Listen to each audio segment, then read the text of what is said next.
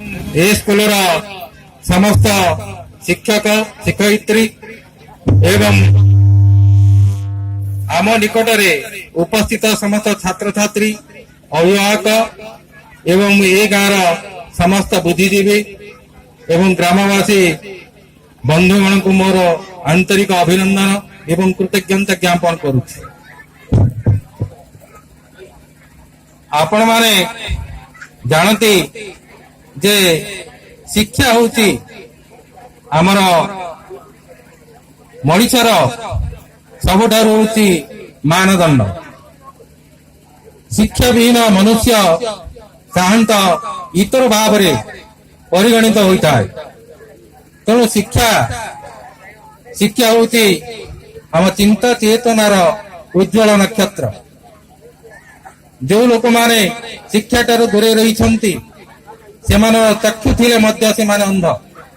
जदि कौन निरक्षर लोक को आमे गोटे पुस्तक देवा भाई यही पुस्तक रे कौन रचना होती सी पढ़ी पारिबो नाही।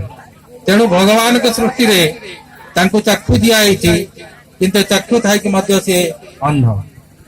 तेणु ये जो अंध जो समस्त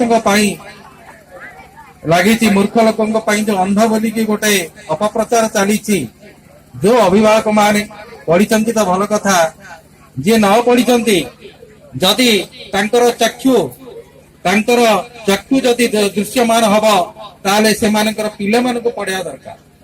कहीं आपण मैंने जानते जदि गोटे अंध रास्ता को जाए ताले ताको कौन ना कौन लोक तार हाथ धरी हो कि बाड़ी धरी हो ताको रास्ता तार पार कर।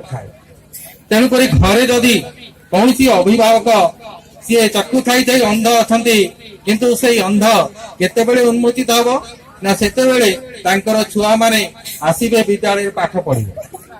आपण मैंने जानते जगन्नाथ दास अति बड़ी जगन्नाथ दास भागवत जी लिखिं सेतेबेले सी कहले रे पुओ से समय तो संस्कृत रे समस्ते पाठ पढ़ुले संस्कृत रे समस्ते पाठ पढ़ुले माने केवल ब्राह्मण माने ही पाठ पढ़ुले संस्कृत रे किंतु तांकर घर जी ब्राह्मणी संस्कृत पढ़ा जाऊ नथला। किंतु जगन्नाथ दासंकर माँ सी धर्मपरायण तांकर माँ सी कहले बाबू रे संस्कृत रे कौन लिखाई तुम मैंने कौन पढ़ुच मु तो किसी बुझी पारुनी। तेणुक जगन्नाथ दास कहले माँ ताले ओडिया भाषा रे मु भागवत लिखिबी।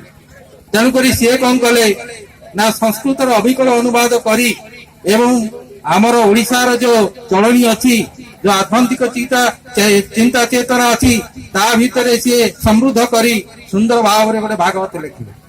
लेखिकी जो नारी माने केवल सी माँ लिखिले किंतु सेतेबेले से भागवत एते आदृत है जे ओडिशार पुरपल्ली रे सबु भागवत टुंगी माना